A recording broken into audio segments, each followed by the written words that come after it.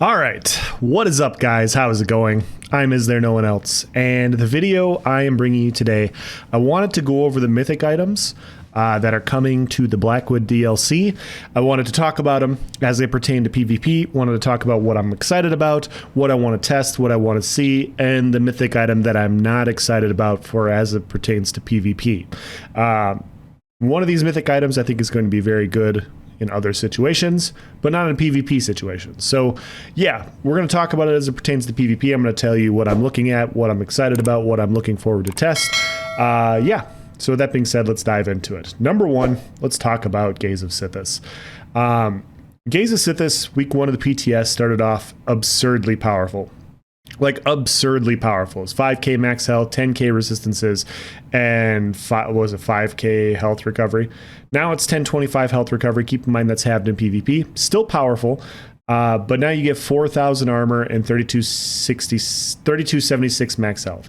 Now, the 4,000 armor you get, it comes at a reduce your block mitigation to 0. So what that means is, even if you block incoming damage, you still are going to take the same amount. And so I'm going to try and find a melee guy here. There you go, buddy. All right, so that was 1774.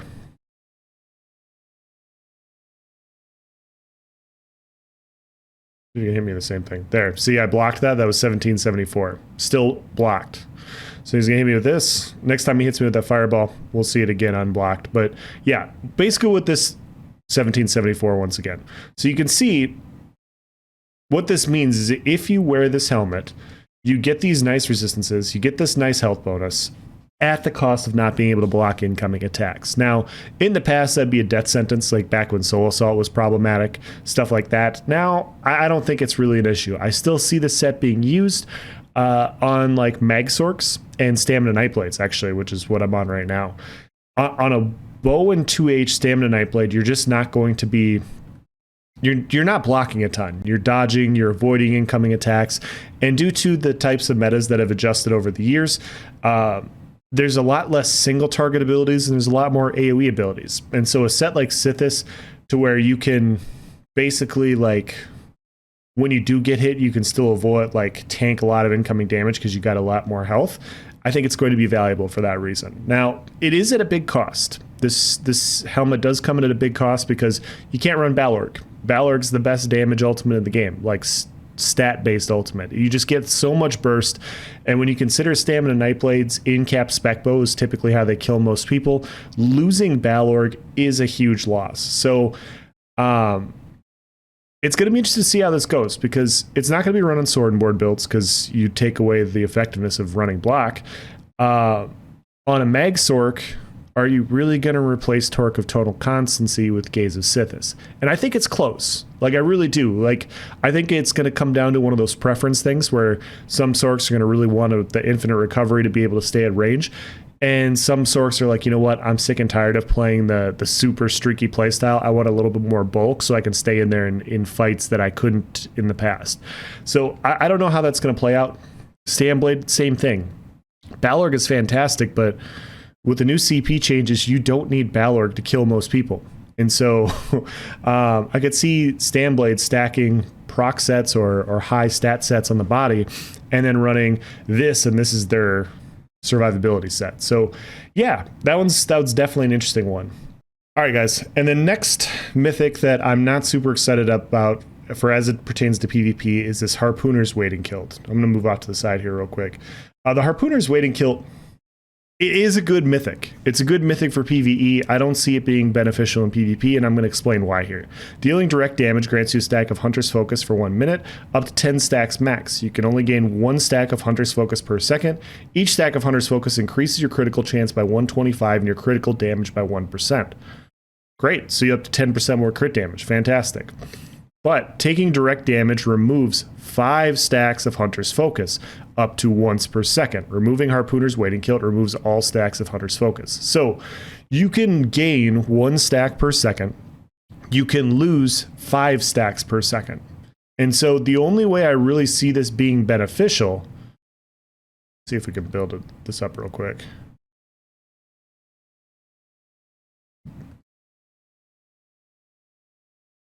Oh, I forgot that was my ult. The only way I see this being beneficial is if you're running in a large group, or if you are playing the most kitey Nightblade in the game. Like I feel like you have to play so ridiculously kitey in order to pull this off. I don't think it's going to be worth it. So you got to build it. And the thing is like, even when I'm at 10 stacks, if I take one leap, if somebody leaps on me, if somebody hits me with a spin to win, if I take a noxious breath, whatever, I go from 10 stacks back to 5. And I have to wait 5 seconds to build 5 more stacks all over again. And this is the glow from wearing the kilt. That's pretty cool. It's a really cool animation, but this is a fantastic mythic, I think. I think this is a really cool mythic idea for trials. I don't know how good this is going to be in a trial situation, if it's going to replace anything else. But yeah, the way it's currently set up, it's just not going to work in PvP for anybody besides a Nightblade. And even then, it's very, very specialized to a Nightblade playing at extreme range that isn't going to take a ton of incoming damage. So like a sniper. And if you're a sniper, you have to light attack quite a bit at range in order to build it, in order to then take advantage of the benefits. So there's a lot going on here. I just don't think it's very good in its current setup. I think what they would need to do, I think if they wanted to make this more PvP friendly, and they don't have to. Like, they don't have to. Some stuff is more PvP based, some stuff's more PvE based, but it seems like they're trying to make this adjustment so it's more PvP focused, and this doesn't make it functional, in my opinion. Like, this is non-functional for 98% of builds and like 99% of playstyles. So I think what you want to do is you want to flip it. So your direct damage can stack 2 or 3, 4, 5 stacks every second. When you take direct damage, you lose a stack every second. And so as the offensive player, you have a chance of building. And even if you're fighting severely outnumbered, if you're going on the offensive, you can build more than you can lose. This is just like, don't get touched or you lose half your stacks, which is just, I don't think it's functional. But it's pretty cool. Like, you got this little like candy necklace thing around your waist. Like, that's pretty stylish. Yeah, so that's why I don't think it's super great. So we're gonna take that off. Next one that I'm pretty excited about is this Shapeshifters chain. Reduce the cost of your transformation ultimate abilities by 15%. While transformed, increase your max health, stamina, and magicka by 1707. I'm very excited for this mythic, and for one reason: clown form. Clown form is so powerful. The only issue with running, for those of you guys that don't know what clown form is the necro ult. And I don't have the necro ult here, but we're going to use the vampire ult, which is also powerful. The only issue with the transformation ults like vampire and clown form are that they're so expensive. And so if we go in here and we look, let's take this off real quick. We'll put on our sexy platinum necklace. If we look, Swarming Scion is 314 ultimate. If we put our Shapeshifter's chain on, we drop down to 267. So we gain 47. We lose 47 ult cost by running this. And I want to say clown form's like 350. So we're going to lose over 50 ultimate cost running this. And the thing is once you go into these ults, like these, and not even like, I'm not even talking about werewolf. We already know the issues with werewolf, what needs to happen with it at some point, but it hasn't happened yet. This type of ultimate just allows you to reset the fight, and it always has. And I'm surprised it didn't. I'm gonna just stack this right now.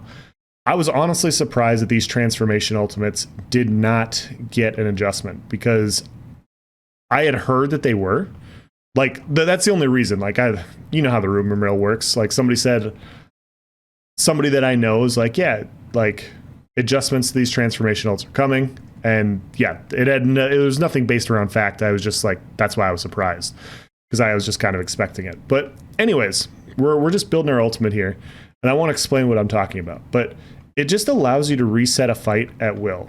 And so we're going to You can make some really ridiculous builds with a transformation ult as you start dropping to lower and lower health. Like let's say I get CC'd here and I'm almost about ready to die. I can transform and I go back to full health, plus I get more health. So I was at 25k, now I'm at 40k. And so it's just a way to completely reset the fight. Obviously, this also heals me.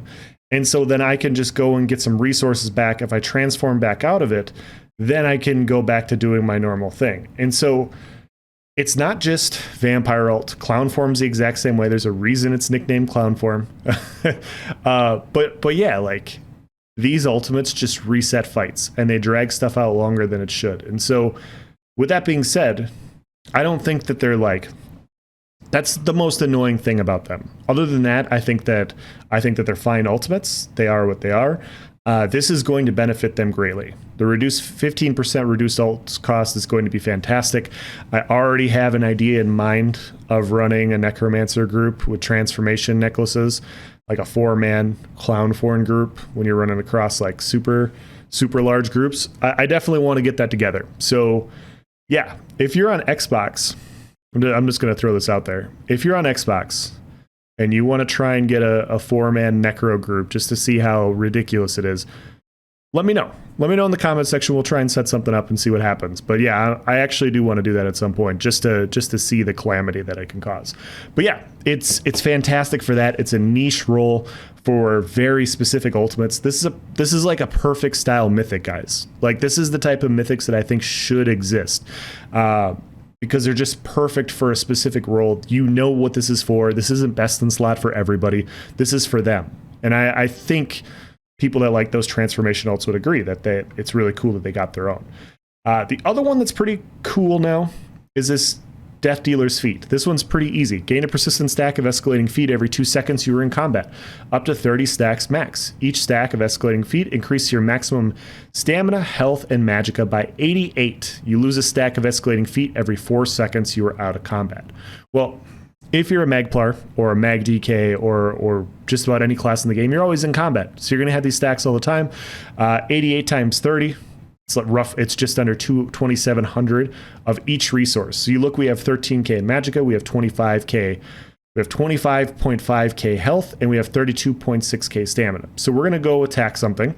We're gonna get put in combat, and we're gonna see how this scales. So go over here, attack this guy. And you see, as we're in combat, we're gonna slowly gain resources. We started at 13.4, now we're at 14.3 magicka. We're up to 26k health. And the longer we're in combat, the longer we're 1vxing, the more powerful we become, which is a really, really cool idea. I like what they did with this. I like where they have it set up now. We're up to 11 stacks now.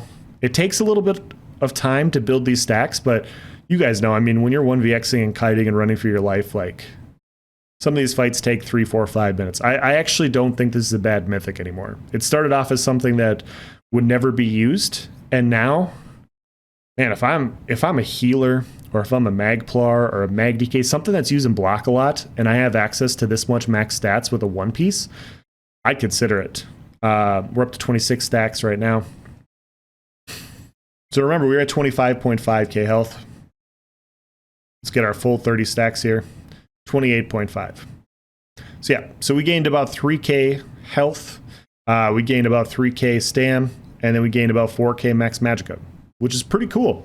So more 3 to 4k stam means that, you know, we're going to hit a little bit harder, we have more health, we're bulkier, and the other part is when you come out of combat, they go down kind of slowly. So you see I'm at 28 stacks right now. The minute I go back in, I can go in and do my thing here. Yeah, I don't know how much this one's going to be used because let's go let this thing kill me while I'm talking to you guys. I don't know how much this is going to be used because the stats aren't as valuable as weapon and spell damage. So a lot of people are going to say, you know what, I'm going to run procs, I'm going to stack procs, I'm going to do this, this, and this. And so this type of mythic may not be used a whole lot. But for those of you guys that don't want to stack procs and stack the spell damage, this much stats in a mythic is actually pretty cool. Like this is actually a nice little mythic. If you guys used to play back in the trainee days where people were running around with what was it, 2,500? The 5-piece for trainee was 2,500 of each resource. This is essentially 5-piece trainee in a 1-piece, which, yeah, I don't think it's bad. I don't think it's bad. I just don't know. Comes down to what it's going to replace. But I can see this being on a few specific builds. Like I said, you're on a Magplar. If you want something with more stats so you can hold block longer, if you can hit heals more, like stuff like that, I could see this being used. I can definitely see this having its place. But yeah, that's going to be into this video. That's all of the mythics. For me, like I said, Shapeshifter is the one I'm most interested in, and Gaze of Sithis. Those are probably the two that I'm definitely going to get. At some point, I'll get Death Dealer's Feet to try out. Yeah, I might have a specific build for this in the future. We'll see. We'll see what the... You never know how the meta is going to shake out. I don't want to be like, oh, this is best in slot, and then all of a sudden, you know, meta stuff happens and you just don't run that because it doesn't fit. I could definitely see a situation to where this ring doesn't fit the meta, but it doesn't mean it's bad. It just means it's not ready yet. It's not ready for its time to shine. So yeah, let me know what you guys think. Let me know if you agree or disagree with me, which ones you're kind of interested in. Maybe you're not interested in any. Comment in the section below. That'll be the end of this video, guys. Thank you for watching. Have a nice day.